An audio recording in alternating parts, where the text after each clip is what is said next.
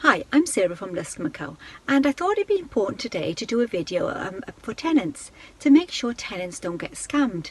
Now there's a lot of research and scrutiny and screening going on for tenants, making sure they're good for your properties, but also tenants need to protect it as well to make sure they don't get scammed.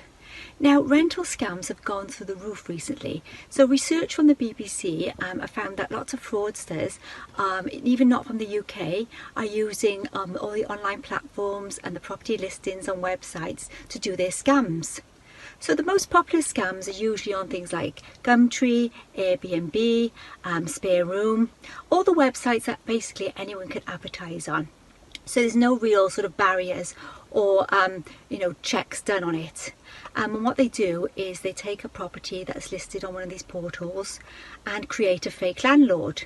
And then when the tenant calls the landlord looking for the property, the landlord will say to them, sort of sweet talk them to get a holding deposit from them, and they want to send the money to their bank account. And some tenants just do that because they're so desperate for the properties. So obviously this landlord then takes the money and is never to be seen again, and you think you put a property, a holding deposit down on a property. So this happened to a tenant last week in Newport, and they called us.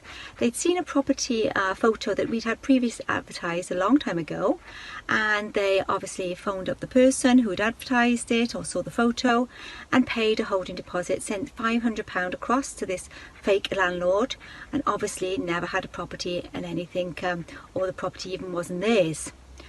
So what can you do to prevent this happening to you? Well, you can request ID from the landlord. That's an important thing to do to make sure it is. Obviously you can fake IDs, but it's quite good to just ask for that and see if it's forthcoming.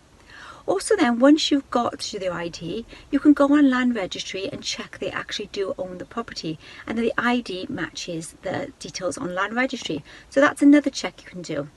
The third is you can make sure they're part of some organisation like RLA, NLA, or if you're in Wales, a landlord has to be registered at Rent Smart Wales, so you can check on the registry again. That's another check.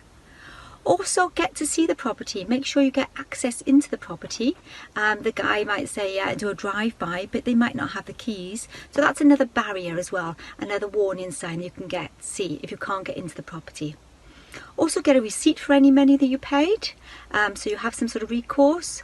But don't be rushed as well. The last thing is don't be rushed into thinking, because some of these landlords say, whoever gets the money first gets the property. So people are rushed into making decisions they wouldn't have normally made. So obviously look at those 6 points, check the ID, check land registry, make sure they're part of some organisation, and don't get scam tenants. Ideally go through agents, so we verify landlords as well and do checks on landlords. So look out for things because it is happening in our area.